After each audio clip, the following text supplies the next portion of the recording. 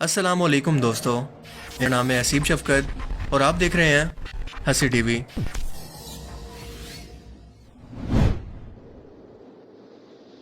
दज्जाल को कुर्बे क़यामत का सबसे बदतरीन फितना कहा जाता है। इसका ज़ाहिर होना क़यामत की सबसे अहम तरीन और बड़ी निशानियों में से एक है। अहादीस मुबारक से ये साबित है कि दज्जाल कोई सिस्टम नहीं बल्कि एक असली शख्सियत होगा और पूरा सिस्टम जो कि इस वक्त यहूदी कौम के कंट्रोल में है इसे सपोर्ट करेगा। इसी टेक्नोलॉजी से वो ऐसे मौजूद लोगों को दिखाएगा कि कमज़ोर अकीदा के लोग इसे खुदा मानकर इसके पीछे चल पड़ेंगे, इसे खुदा मान लेंगे, क्योंकि इसके एक हाथ के अंदर जन्नत और इसके दूसरे हाथ के अंदर अपने खुद की तैयार की हुई जहन्नुम होगी। लेकिन इसकी फितरत के मुताबिक ये सब कुछ झूठ और नज़र का धोखा होगा, क्योंकि अल्लाह के रसूल सल्लल्लाहु अलैहि वसल्लम ने फरमाया कि जब तुम ये वक्त पाओ तो बिना खौफ व खतर इसकी जहन्नुम के अंदर कूद जाना, क्योंकि यही असल जन्नत होगी और इसकी जन्नत असल में जहन्नुम। दज्जाल के फितना से मुतालिक हर एक पैगंबर अपनी अपनी कौमों को इसके मुतालिक डराते रहे कि क़यामत से पहले ऐसा बदतरीन फितना रूए ज़मीन पर और कोई नहीं आया। लेकिन रसूलुल्लाह सल्लल्लाहु अलैहि वसल्लम क्योंकि अल्लाह के आखिरी नबी हैं, लिहाजा आप पर यह लाजिम था कि उम्मत को इसकी निशानियां खोल खोल कर बयान फरमाते, ताकि आपकी उम्मत के लोग इस वक्त के अंदर इन्हीं निशानियों से इस दज्जाल को पहचान कर इसका मुकाबला करें। और आप सल्लल्लाहु अलैहि वसल्लम ने बिल्कुल ऐसा ही किया। मगर दोस्तों, मामला इतना सादा भी नहीं है, क्योंकि अगर इन निशानियों से दज्जाल को पहचानना इतना ही आसान था तो अल्लाह के रसूल सल्लल्लाहु अलैहि वसल्लम हमें बार बार इस फितना से डराते और खबरदार भला क्यों करते। दज्जाल की हर एक निशानी, मसलन इसकी बाएं आंख का काना होना, बाल गुंगराले, गंदमी रंगत, माथे पर काफिर लिखा होना और यहूदी नस्ल से होना, इस तरह की कई और तफसीलात हम पहले की वीडियोस के अंदर जान चुके हैं। लेकिन सवाल यह है कि क्या दज्जाल इस वक्त भी दुनिया के अंदर मौजूद है? अगर हाँ तो कहाँ? ये सबसे अहम सवाल है, क्योंकि अल्लाह के रसूल सल्लल्लाहु अलैहि वसल्लम ने इसकी कैद की जगह तक की निशानदेही कर दी थी कि वो इस वक्त कहाँ मौजूद है और किस वक्त दुनिया में ज़ाहिर होगा। अगर आज इन्हीं निशानियों को सामने रखकर हम इस जजीरे की लोकेशन निकालने की कोशिश करें तो जो हकायक हमारे सामने आते हैं आपको शॉक कर देंगे। मगर ये सब समझने से पहले कि दज्जाल इस वक्त इस टाइम के अंदर कहाँ पर मौजूद है, हमें एक सहाबी जिनका नाम था हजरत तमीम दारी, इनके समंदरी सफर और दज्जाल से इनकी मुलाकात का वाकया जानना इंतहाई जरूरी है, जिसे रसूलुल्लाह सल्लल्लाहु अलैहि वसल्लम ने भी कंफर्म किया कि हाँ, जिस शख्स से तुम मिले थे वो दरअसल दज्जाल ही था। ये सही मुस्लिम की एक तवील हदीस है जिसका मफहूम है कि रसूलुल्लाह सल्लल्लाहु अलैहि वसल्लम के एक सहाबी हजरत तमीम दारी, जो कि पहले क्रिश्चियन थे, जब रसूलुल्लाह सल्लल्लाहु अलैहि वसल्लम के पास इस्लाम कबूल करने के लिए हाजिर हुए तो अपने एक समंदरी सफर का अहवाल आप सल्लल्लाहु अलैहि वसल्लम से बयान किया। हजरत फातिमा बिनते कैस रज़ी अल्लाह तआला अन्हा से रिवायत है कि एक रोज रसूलुल्लाह सल्लल्लाहु अलैहि वसल्लम ने नमाज के बाद तमाम सहाबा को मस्जिद में बैठे रहने का हुक्म दिया। मैं तमाम औरतों की पहली सफ के अंदर मौजूद थी और फिर फरमाया कि आज मैंने तुम्हें कोई अल्लाह का पैगाम या नसीहत सुनाने के लिए नहीं बुलाया, बल्कि वो कुछ बयान करने के लिए बुलाया है जो कि तमीम दारी ने इस्लाम कबूल करने के बाद आज मुझसे बयान किया। वो कहते हैं कि मैं अपने जवानी के दिनों के अंदर अपने 30 लोगों के साथ अरब के मशरिक के अंदर समंदरी सफर पर था कि अचानक से मौसम खराब हो गया। ऊंची ऊंची समंदरी लहरें उठने लगी। मौसम इतना खराब हो गया कि पूरे 1 महीने तक हमारा जहाज समंदर के अंदर हिचकोले खाता रहा और हमें कुछ नहीं पता था कि हम लोग कहाँ पर जा रहे हैं या कहाँ पर मौजूद हैं। हमने अपने इस बड़े जहाज से छोटी छोटी कश्तियां उतारी और अलग अलग जगह पर खाने और लोगों की तलाश के अंदर निकल गए।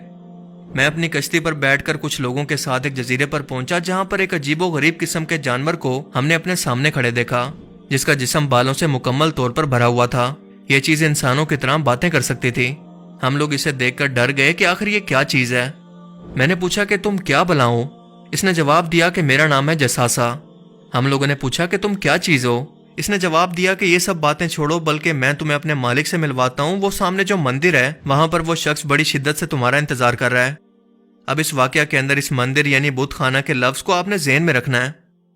तमीमदारी कहते हैं कि हम इसके पीछे चले और इस मंदिर के अंदर एक बहुत बड़ी जिसामत के शख्स को हमने जंजीरों के अंदर बंधा हुआ देखा। इससे बड़ी जिसामत का शख्स हमने आज से पहले कभी नहीं देखा था। इसके हाथ इसकी गर्दन से बंधे हुए थे और इस शख्स ने आते ही हमसे कुछ सवाल किए। पहला सवाल यह था कि मुझे बेसान की खजूरों के बारे में बताओ कि क्या वहां पर दरख्तों पर अभी भी फल आते हैं। हमने कहा कि हाँ, बिल्कुल आते हैं। वो कहने लगा कि वहां पर बहुत जल्द कोई फल नहीं होगा। फिर कहने लगा कि मुझे तबरिया की झील के बारे में बताओ, क्या इसमें अभी भी पानी बाकी है। हमने कहा कि हाँ, बहुत ज्यादा पानी है। इसने कहा कि बहुत जल्द ये भी खुश्क होने वाला है। तीसरा सवाल इसने ये किया कि मुझे जुगर के चश्मे के बारे में बताओ, और इसके बाद गोलन की पहाड़ियों के बारे में पूछने लगा। और आखिर में कहने लगा कि मुझे इस उम्मी पैगंबर के बारे में बताओ कि इसने अब तक क्या किया।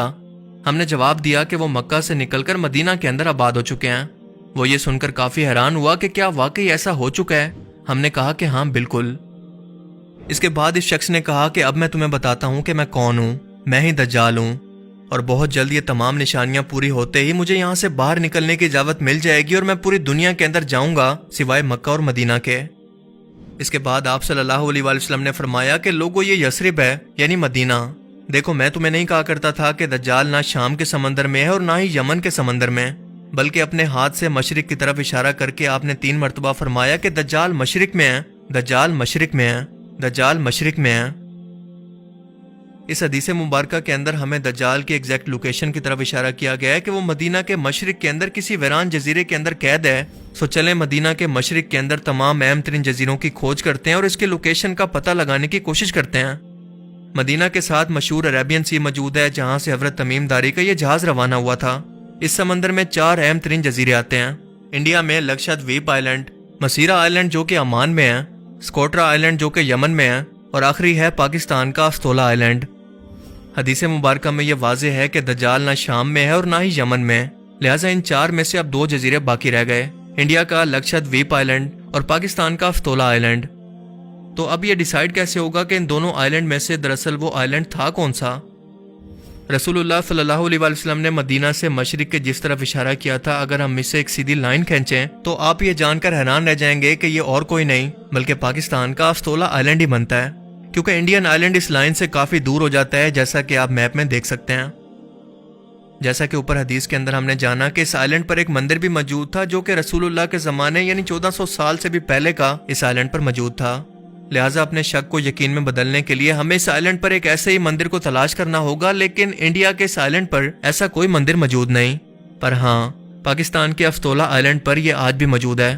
جی ہاں، یہ مشہور کالی ماتا کا مندر ہے جسے تباہی پھیلانے والی خطرناک اور خوفناک قسم کی دیوی ہندوؤں کے عقیدے کے اندر مانا جاتا ہے۔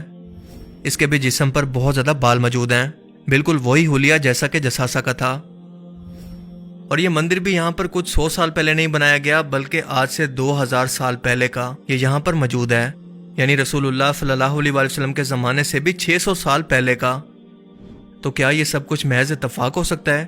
بالکل نہیں، بلکہ یہ کنفرم ہے کہ یہ وہی جگہ تھی جہاں پر حضرت تمیم داری کی دجال اور اس کے ساتھی جساسا سے ملاقات ہوئی تھی، اور دجال کے پوچھے گئے سوالوں کے مطابق جو بھی نشانیاں اس نے بیان کی، یعنی بیسان کی کھجوروں، تبریا کی جھیل اور گولان کی پہاڑیوں سے متعلق، وہ سب کی سب نشانیاں پوری ہو چکی ہیں، اور شاید اب تک یہ دجال وہاں سے آزاد بھی ہو چکا ہے مگر ابھی تک دنیا کے سامنے نہیں آیا۔ یہ سب نشانیاں آخر کیسے پوری ہو چکی ہیں، آئیے ذرا جانتے ہیں۔ سب سے پہلے بیسان کی کھجوروں کی نشانی پر غور کریں، کیونکہ بیسان کا علاقہ پہلے فلسطین کے اندر شامل تھا اور حضرت عمر کے دور کے اندر اسے شرجیل بن حسنہ اور عامر بن عاص نے فتح کیا تھا، جبکہ 1948 تک یہ علاقہ اردن کا حصہ تھا جس پر اسرائیل نے قبضہ کر لیا۔ بیسان اپنی کھجوروں کے باغات کے لیے انتہائی مشہور تھا اور اس وقت بھی بیسان کا کچھ علاقہ اردن کے پاس ہے، مگر اس تمام علاقے کے اندر موجود کھجوروں کے باغ بالکل ختم ہو چکے ہیں، جیسا کہ دجال نے بیان کیا تھا۔ اس کا دوسرا سوال تھا بحر تبریا یعنی لیک آف گلیلی کے متعلق کہ کیا اس کا پانی اب تک خشک ہو چکا ہے؟ یہ جھیل اس وقت اسرائیل کے اندر موجود ہے جس پر یہودیوں کا قبضہ ہے۔ اس جھیل کے پاس یہودیوں کے 4 بڑے شہروں میں سے ایک شہر موجود ہے، اور جب رومی بادشاہ ٹائٹس نے بیت المقدس پر حملہ کیا اور اسے تباہ کیا، تب تمام یہودی ربی بحر تبریا کے پاس آ کر جمع ہو گئے، یہاں پر آباد ہو گئے اور اپنی مذہبی کتاب تلمود کو ترتیب دیا۔ اس جھیل کی لمبائی شمال سے جنوب تک 23 کلومیٹر ہے۔ یہ یہودیوں کے لیے میٹھے پانی کا سب سے بڑا سورس ہے، جو کہ اردن کی گولان پہاڑیوں کے سب سے بڑے پہاڑ جبل الشیخ سے آتا ہے، اور اس وقت صورتحال یہ ہے کہ یہ جھیل اپنے 100 سال کی کم ترین پانی کی سطح پر پہنچ گئی ہے اور آہستہ آہستہ بالکل خشک ہونے کے قریب ہے، جیسا کہ دجال نے بیان کیا تھا۔ The lake where Christians believe Jesus walked on water has declined to its lowest level in 100 years, an Israeli official said on Tuesday. The lake has fallen to its lowest level for a century. تیسرا سوال اس نے اسرائیل کے مشرق کے اندر موجود زگر کے چشمے کے بارے میں پوچھا، جس پر اس وقت بھی یہودیوں کا قبضہ ہو چکا ہے۔ اس کے بعد دجال کا اگلا سوال تھا گولان کی پہاڑیوں کے بارے میں، جنہیں 1967 کی جنگ کے اندر اسرائیل نے شام سے چھین لیا تھا، اور اس پہاڑی علاقے کی سب سے اونچی چوٹی ہے جبل الشیخ، جہاں پر ایک طرف سے بیت المقدس اور دوسری طرف اس کے نیچے سے دمشق نظر آتا ہے۔ اس کی اونچائی 9232 فٹ ہے، جس پر لبنان، شام اور اسرائیل کا قبضہ ہے، کیونکہ یہ 1800 اسکوائر کلومیٹر کا لمبا ترین علاقہ ہے، جس کے ساتھ تبریا کی جھیل اور زگر کا چشمہ بھی موجود ہے. اس کے ساتھ ساتھ بیسان کا علاقہ بھی اسی کے بالکل پاس موجود ہے. لہٰذا اگر ہم دجال کی طرف سے پوچھے جانے والے سوالوں پر غور کریں تو ان سب کا تعلق گولان کی پہاڑیوں سے ہی بنتا ہے، جو کہ بالکل اتفاق نہیں ہے، کیونکہ مارچ 2017 کے اندر امریکہ نے آفیشیلی طور پر گولان ہائٹس اسرائیل کے حوالے کرنے کا معاہدہ کر کے اس صورتحال کو بالکل کلیئر کر دیا کہ دجال نے یہ سب سوال آخر کیوں کیے، ان سوالوں کا مقصد اس کی آمد سے کیوں ہے. اب ذرا اس ٹائم لائن کو آپس میں جوڑتے جائیں. ہم سبھی لوگ جانتے ہیں کہ جنگوں کے اندر اونچے علاقے یا پھر پہاڑی علاقے کی کیا اہمیت ہوتی ہے، خاص طور پر جب ان پہاڑوں کے نیچے جنگ کا میدان موجود ہو. دجال کا ظہور تیسری عالمی جنگ کے بعد ہوگا، جب امام مہدی علیہ السلام آرمیگڈن یعنی جنگ ہرمجدون کے اندر مسلمانوں کی قیادت کریں گے، اور اس کے بعد دجال کا ظہور ہوگا جسے قتل کرنے کے لیے عیسیٰ علیہ السلام تشریف لائیں گے. بائبل کے مطابق اس جنگ کا میدان اسرائیل کے مغرب کے اندر اسی گولان ہائٹ کی پہاڑیوں کے میدان کو بتایا گیا ہے، اور حق و باطل کے اس جنگ کا ذکر احادیث مبارکہ کے اندر بھی موجود ہے. اسرائیل نے گولن ہائٹس پر قبضہ کر کے اس جنگ کی تیاری شروع کر دی اور صرف اپنے مسیح دجال کے انتظار میں ہے کہ وہ کب دنیا کے سامنے ظاہر ہو کر اپنی خدائی کا اعلان کرے اور یہودی قوم کی بادشاہت کو سنبھال کر مسلمانوں کے خلاف جنگ کرے. اور اب آپ کو سمجھ جانا چاہیے کہ کیوں اس وقت عالم کفر پوری دنیا کے مسلمانوں کے خلاف ایک یونائٹڈ نیشن کا بلاک بنا کر اس جنگ کی تیاری مکمل کر چکا ہے، مگر ہم لوگ ابھی تک اسی غفلت کے اندر ہیں. ان حالات اور نشانیوں سے اب اندازہ لگانے کی کوشش کریں کہ اس آخری زمانے کے اندر آخر کتنا وقت باقی ہے.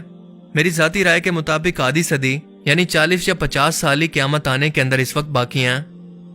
موجودہ حالات و واقعات کو دیکھ کر یہ میرا اندازہ ہے، جو کہ صحیح بھی ہو سکتا ہے یا پھر غلط بھی، کیونکہ قیامت کا اصل علم صرف اور صرف اللہ تعالیٰ کے پاس ہی ہے. لیکن سب سے اہم سوال یہ ہے کہ کیا ہم نے اس وقت کی تیاری کر لی ہے، اور اگر یہ سب نشانیاں دیکھ کر اب بھی ہماری آنکھیں نہیں کھلتی تو آخر کب کھلیں گی؟ اللہ تعالیٰ ہمیں سمجھنے کی اور نیک عمل کرنے کی توفیق عطا فرمائے، آمین. مجھے امید ہے کہ اس ویڈیو سے آپ کو بہت کچھ نیا جاننے کو ملا ہوگا اور یہ ویڈیو آپ کو پسند آیا ہوگا. اگر یہ ویڈیو آپ کو اچھا لگا تو اسے لائک کیجئے، اور اب میں ملوں گا آپ سے ایک ایسی ہی نئی انٹرسٹنگ ویڈیو میں. تب تک کے لیے اپنا بہت سا خیال رکھیے گا. Thanks for watching this video. اللہ حافظ.